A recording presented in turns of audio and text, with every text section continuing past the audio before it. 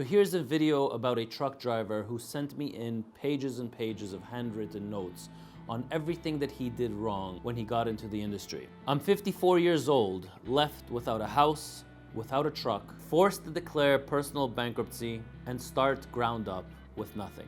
I wanted to share the story with you, and especially this channel, as I am very inspired by the channel, and I wish I had this channel 6 years ago to guide me while I was starting as an owner-operator. I started trucking in 2012, and at that time in my second year, I was already making $80,000. Boy, were those the good times. I had an amazing trainer that worked with me for 4 months and took his time with me to really teach me the ropes and how to do it safely. As I got more and more comfortable, I started hearing guys bragging about them making 120 to 160K net profits after all expenses as owner-operator, doing the exact same work that I was. They were working on a 70-30 split. So in 2018, I walked into the dealership, was convinced that I wanted to purchase a 4-year-old truck, and here is my mistake number one. I purchased a $120,000 truck with about 500,000 miles on it.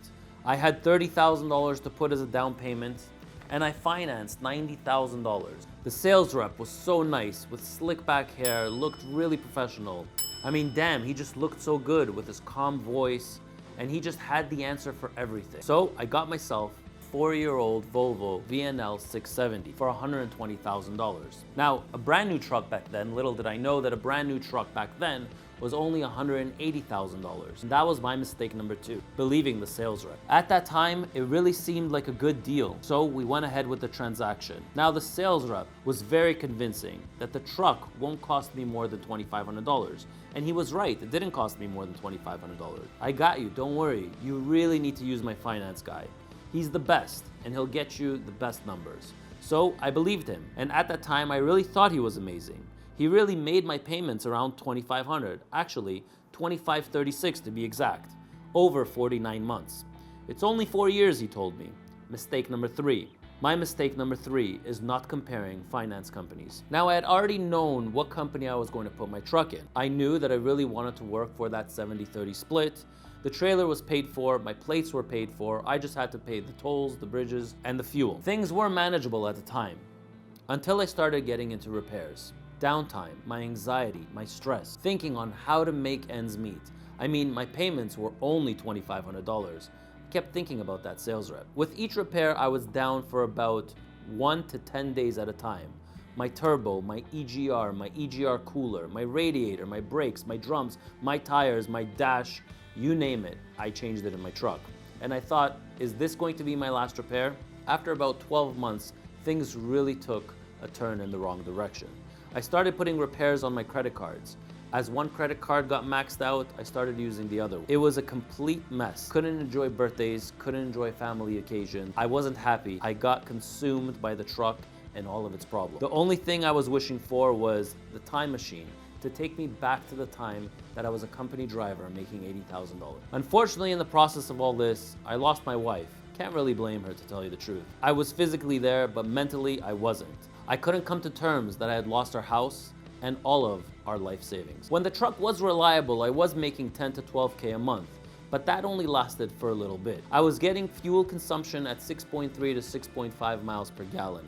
Today I know that one of the reasons I went bankrupt was because of that fuel consumption. Today, after religiously watching your channel, Ronan, for almost 2 years, I understand the importance of an APU unit and the cost associated with idling. I mean, when I was driving, who in the world cared about idling?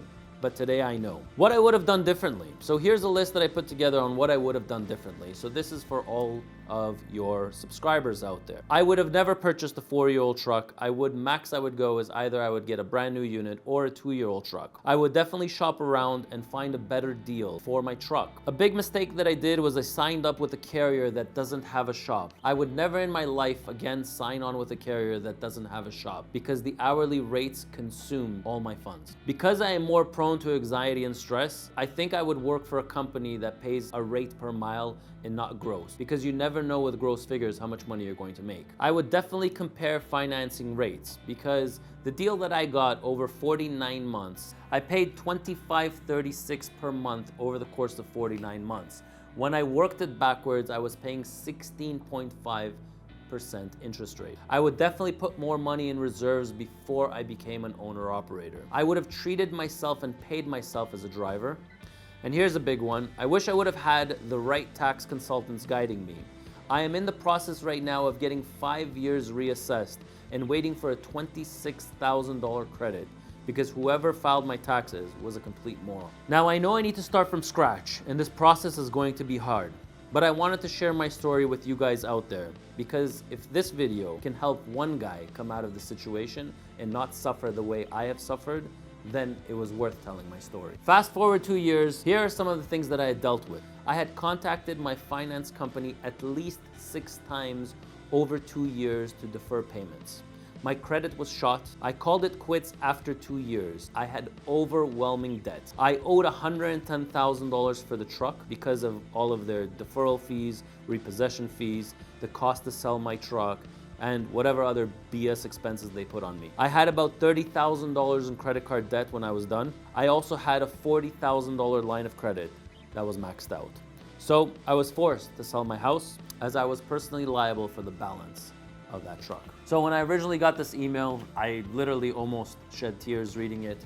He did want to stay anonymous and he wanted to share his story. I tried to the best of my ability to put the story together, to share it with you guys out there on how the wrong decisions can really mess you up and mess your life up. I do want to thank the truck driver for sharing the story. I wish you the best of luck. Feel free to reach out to me if you do need anything. I'd be more than happy to help you make the right decisions moving forward, to help guide you in the right way. And I feel for you and I really do wish you the best of luck. I promise you that a few years will go by and everything will piece back together. Hopefully you learned something from this video. And this channel is all about trucking. And if you have a story that you'd like to share with me, if I can share it with the audience just to help other truck drivers out there, please feel free to email me, send me a message. I'm Ronen, R-O-N-E-N, and I'll catch you in my next video.